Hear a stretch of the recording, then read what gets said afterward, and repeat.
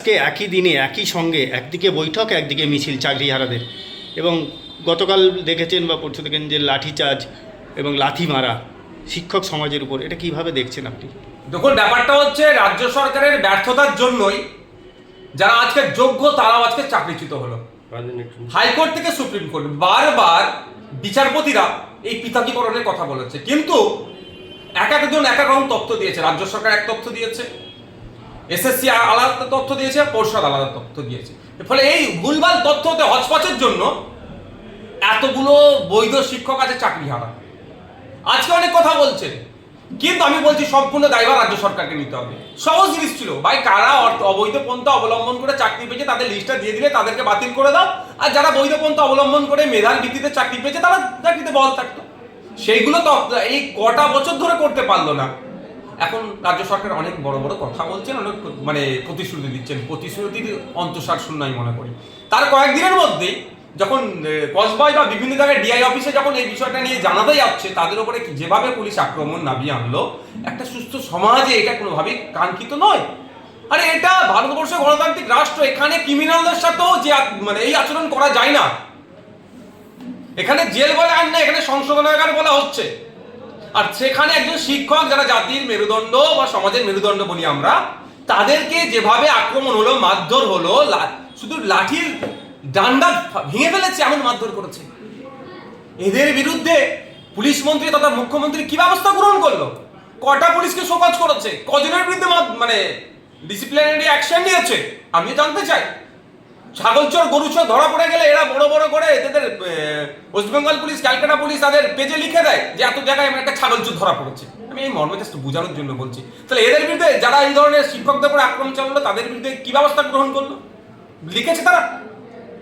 এটা মেনে নেওয়া যায় না। আর এই আক্রমণ থেকে যারা এখনো চুপ করে আছে, যারা ভাবছেন যে তৃণমূল কংগ্রেস হয়তো ন্যায় দেবে, আমি তাদের বলছি আপনাদের হয়তো মনে নাম্বার তাহলে এগিয়ে আসছে। আপনারা প্রতিবাদ সোচ্চার হন। যারা এই শিক্ষকদের উপরে আক্রমণ শুধু নয়, যারা শান্তিপূর্ণ কোনো মিছিলের ওপরে যে এই ধরনের বিভিন্ন জায়গায় পুলিশ আক্রমণ করে, এর বিরুদ্ধে আপনারাও সোচ্চার হন। না হলে আগামী দিনে আপনার নাম্বার আসছে, দেখবেন আপনার অন্যায় নয়, আপনার উপরে আবার পুলিশ আক্রমণ হবে। দেখতে পাচ্ছি তো, গাড়ি যাচ্ছে, সব কাগজপত্র ঠিক আছে, এত টাকা দিতে হবে, না দিলে মারধর করছে, আটকে রাখছে গাড়ি। এই ধরনের অহরহ ঘটনা ঘটছে। তাহলে আমাদেরকে সমাজের সকল স্তরের মানুষকে আসতে হবে, পুলিশটা কি জিনিস।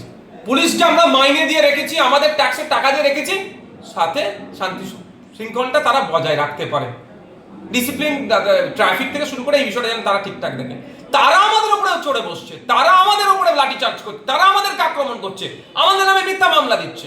আমি ধরে নিচ্ছি ওখানে কিছু দু একজন টিচার হয়তো অন্যায় করেছে, আমি ধরে নিলাম, করেনি, তারপরে আমি বলছি তাহলে কি উচিত ছিল? ওই টিচারদের বিরুদ্ধে চিহ্নিত করে আইনত ব্যবস্থা নিয়ম, তা না করে সমস্ত টিচারদের উপর আক্রমণ।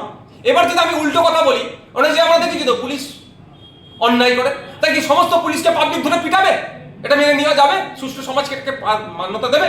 যেমন এটাকে মান্যতা দেবে না পুলিশের উপর আক্রমণকে, পুলিশ অন্যায় করলো পুলিশের উপর আক্রমণ করাকে মান্যতা দেবে না, ঠিক একইভাবে টিচারদের উপরে যেভাবে আক্রমণ করেছে পুলিশ, এটাকেও মেনে নেওয়া যায় না।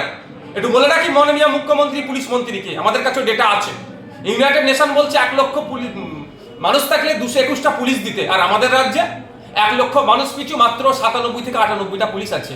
আপনার ওয়েপেন শর্টেজ আছে, 75% ওয়েপেন শর্টেজ আছে আমাদের রাজ্যে। পুলিশ দিয়ে আমাদের ধমকানো চমকানো গণতান্ত্রিক আন্দোলনকে আপনাদের দলের লোকেরা চুরি করেছে। এই চুরি করার জন্য মেধাযুক্ত গুলো আজকে চাকরি হারা হয়েছে। আপনারা ডেটা ঠিকঠাক দেননি, আবার পুলিশকে দিয়ে মারধর করাচ্ছেন। এটাকে কিন্তু মেনে নেওয়া যাবে না। এটা অবিলম্বে যারা এই অন্যায় কাজের সাথে যুক্ত যে পুলিশ কর্মীগুলো ছিল, তাদের বিরুদ্ধে ব্যবস্থা গ্রহণ করুন, অন্যথায় কিন্তু এর জবাব আপনাদেরকে গণতান্ত্রিক প্রক্রিয়ায় পাবলিক দেবে, আমরাও দেব। আপনি বলছেন পুলিশ শর্টেজ আছে, সিভিক পুলিশ তো দিয়ে যাই দিয়েছে, তাতে অনেক শর্টেজ আছে। আমি ইউনাইটেড নেশনের যে রেকমেন্ডেশন সেটাকে সামনে রেখে বলছি। একটা সিভিক ভলেন্টিয়ার যারা আছে তাদেরকেও তো অন্যায়ভাবে কাজে লাগাচ্ছে। তা সিভিক ভলেন্টিয়ারদেরকে এরকম ল অ্যান্ড অর্ডার দেখার কোনো কাজে লাগানোর নিয়ম নাই। আজকে সিভিক ভলেন্টিয়ার দিয়ে পড়াচ্ছে, যখন ফেসে যাচ্ছে কারা হচ্ছে সিভিক ভলেন্টিয়ার গুলো। কদিন আগে দেখলেন না, বারাসাতে লরি দান করিয়ে টাকা তুলছিল। সিভিক ভলেন্টিয়ারদের ক্ষমতা আছে লরি দান করিয়ে টাকা নেওয়ার, তাদের ঊর্ধ্বতন অফিসারগুলো যদি না বলে। কিন্তু ছবি কার আসলো? সিভিক ভলেন্টিয়ারের। বলি বাঁকড়া কে হলো? Civic volunteer. সিভিক ভলেন্টিয়ারদের বলবো, আপনাদের কিন্তু ল অ্যান্ড অর্ডার দেখার দায়িত্ব নয়, হাইকোর্ট বারবার কথা নির্দেশ দিয়েছে, সুতরাং আপনারা যদি ওখানে গিয়ে হইয়াই করেন, পার্টিকুলার আপনাদের দেখে দেখে কিন্তু আগামী দিনে মামলা হবে, আপনাদের নাম ধরে ধরে হবে, আপনাদের তো দপ্তর কিন্তু আপনাদের বাঁচাতে পারবে না।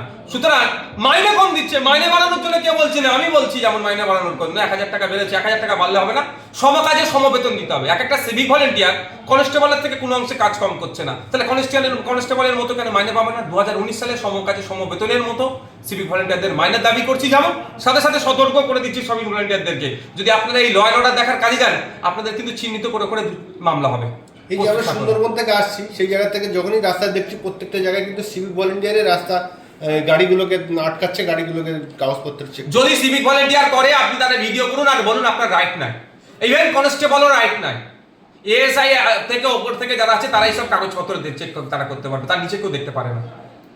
আপনার ডাইরেক্ট বলবেন আপনার অর্ডার আছে, আপনার রাইট আছে, আপনি আমার কাগজ চেক করার, সেই অর্ডারটা দেখান, ডাইরেক্ট আপনি চেক করবেন।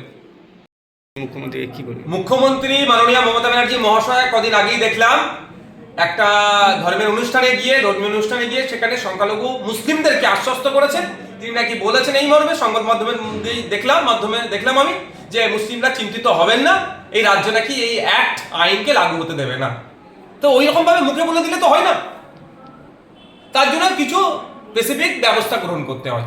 আর এই মর্মে আমি মুখ্যমন্ত্রীকে একটা চিঠি করে জানিয়েছি, তাকে আমি অনুরোধ করেছি, তাকে সাজেস্ট করেছি 3টে কাজ করার জন্য। অনেক কাজে 3টে প্রথম বলেছি। প্রথম হচ্ছে, চিঠির আগে বলি, তিনি বলছেন লাগু হতে দেবে না, কিন্তু তার দলের একাধিক এমপি অনুপস্থিত ছিলেন, তাদের বিরুদ্ধে কি ব্যবস্থা গ্রহণ করছে আগে দেখবো, তারপরে ভাববো উনি সত্যি সিরিয়াস নিচ্ছেন ম্যাটারটা। আর যারা উপস্থিত হয়েছেন তারা কাকে ভোট দিয়েছে সেটাও পাবলিক ডোমিনে নিয়ে আসা হোক। বিজেপির পক্ষে ভোট দিল না বিজেপির বিপক্ষে ভোট দিল, কারণ লোকসভা রাজ্যসভা মিলিয়ে 42টি এমপি আছে, একাধিক এমপি উপস্থিত ছিলেন না, তাদের বিরুদ্ধে কি ব্যবস্থা গ্রহণ করছেন সেটা যেমন দেখতে চাই, যারা ভোট দিয়েছেন কোন দিকে ভোটটা দিয়েছেন সেটা পাবলিক ডোমিনে আনা হোক। তারপর আমি 3টে মর্মে ওনাকে চিঠি করেছি। প্রথম হচ্ছে বিধানসভায় বিল, এই যে ওয়াকফ অ্যামেন্ডমেন্ট অ্যাক্ট, যে নতুন অ্যাক্ট হয়েছে 2025-এ যে আইন হচ্ছে, এই আইনটা আমাদের রাজ্যে আমরা বাস্তবায়ন হতে দেব না, করব না, এই মর্মে তো উনি পাবলিক ডোমিনে বলছেন, এই কথাটাই বিধানসভায় একটা রেজুলেশন পাস করানো হোক, এই মর্মে আমি চিঠি করেছি মুখ্যমন্ত্রীকে। আমি চিঠি করেছি মুখ্যমন্ত্রী আমাদের রাজ্যের প্রধান, রাজ্যের পক্ষ থেকে একটা সুপ্রিম কোর্টে মামলা করুক, যে এই সারা দেশের জন্য উনি মামলা করুক, যেমন আমরাও করছি, যে উনি এই পার্টি হোক একটা মামলাতে, যে এই যে অসাংবিধানিক অগণতান্ত্রিক যে ওয়াকফ অ্যামেন্ডমেন্ট থেকে ওয়াকফ অ্যাক্ট হয়েছে একে প্রত্যাহার করার জন্য। 3 নম্বর, লোকসভা রাজ্যসভা মিলিয়ে 42টি এমপি আছে এবং আমাদের রাজ্যে 200-র অধিক এমএলএ আছে, সমস্ত এমপি এমএলএদেরকে নির্দেশনা দিক, তারা ইন্ডিভিজুয়ালি একে একে তারা আলাদা আলাদা করে মামলা করুক। এই 3টে মর্মে আমি আমাদের রাজ্যের মুখ্যমন্ত্রী মাননীয় মমতা ব্যানার্জি মহাশয়কে আমি চিঠি করেছি। আশা করছি তিনি সংখ্যালঘুদেরকে শুধুমাত্র মুখে বলবেন না, বাস্তবে তিনি সংখ্যালঘুদের পাশে থাকবেন, বিধানসভায় রেজুলেশন পাস করাবেন এই আইনের বিরুদ্ধে, তিনি নিজে সুপ্রিম কোর্টে যাবেন রাজ্যের পক্ষ থেকে, মানে রাজ্য যাবে সুপ্রিম কোর্টে। 3 নম্বর হচ্ছে তার এমপি এমএলএদেরকে আপনার প্রত্যেককে, হ্যাঁ কয়েকজন বিক্ষুব্ধভাবে এমপি এমএলএ মামলা করছে শুনছি, কিন্তু প্রত্যেককে করতে হবে। দিলীপ ঘোষ বলেছেন যারা বাংলায় যারা সম্প্রীতির কথা বলেন তারা মিথ্যে কথা বলেন এবং তারা নিজেদের স্বার্থের জন্য বলেন, যারা সম্প্রীতির বার্তা দেন তাদের রক্তের দোষ আছে। বাংলার কথা বাদ দিলাম, কদিন আগেই মুসলিম ধর্মের ধর্মীয় অনুষ্ঠান পবিত্র ঈদুল ফিতর গিয়েছে, যে বাংলাদেশে দিলীপ ঘোষদের ভাষায় হিন্দুদেরকে নাকি কেন অত্যাচার হচ্ছে, মেরে ফেলছে, কেটে ফেলছে, দিলীপ ঘোষদের ভাষায়, শুভেন্দু অধিকারীদের ভাষায়, সেই বাংলাদেশের ইন্টেরিয়াম গভর্নমেন্টের যিনি চিফ আছেন ডক্টর ইউনিস সাহেবকে ঈদের শুভেচ্ছা দিয়ে সম্প্রীতি তিনি বার্তা পাঠিয়েছেন কে? আমাদের দেশের প্রধানমন্ত্রী তথা বিজেপির একজন অন্যতম শীর্ষ নেতৃত্ব।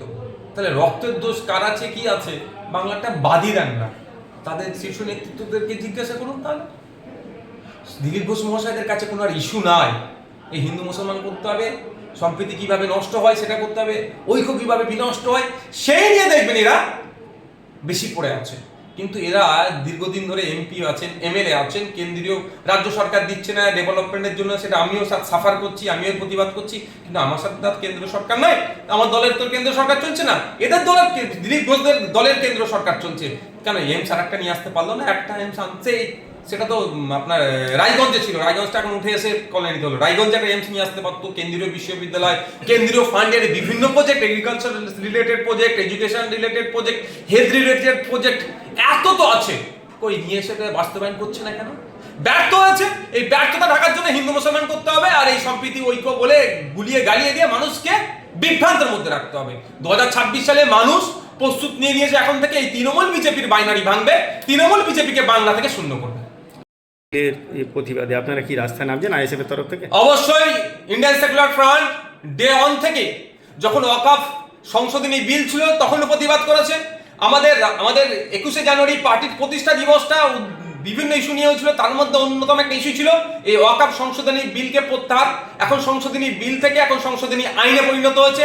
এই আইনের বিরুদ্ধে আমরা মাঠে ময়দানে আছি, আইনি লড়াইয়ে আছি, সাথে সাথে মাঠে ময়দানে লড়াই করছি। আগামী 14 তারিখে অর্থাৎ আগামী সোমবার কলকাতার শিয়ালদা থেকে বাবা সাহেব আম্বেদকর স্ট্যাচু পর্যন্ত, ধর্মতলার প্রতি বাবা সাহেব আম্বেদকর স্ট্যাচু পর্যন্ত আমাদের একটা ওয়াকফ আইন প্রত্যাহারের জন্য একটা মহামিছিল হবে। বাবা সাহেব আম্বেদকরের জন্মদিনটাকে আমরা এই জন্যই বেছে নিলাম, বাবা সাহেব আম্বেদকর আর সংবিধান আমরা আলাদা করতে পারি না। বাবা সাহেব আম্বেদকরের নেতৃত্বে যে আমরা সংবিধান পেয়েছি, সেই সংবিধানের উপরে আঘাত দিচ্ছে এই ওয়াকফ নতুন যে সংশোধনী আইনটা এনেছে। তো সুতরাং সংবিধানের উপর আঘাত দিচ্ছে, আবার বাবা সাহেব আম্বেদকরের জন্মদিন দুটোকে সামনে রেখে আমরা এই প্রতিবাদ সংগঠিত করব গণতান্ত্রিক প্রক্রিয়াতে।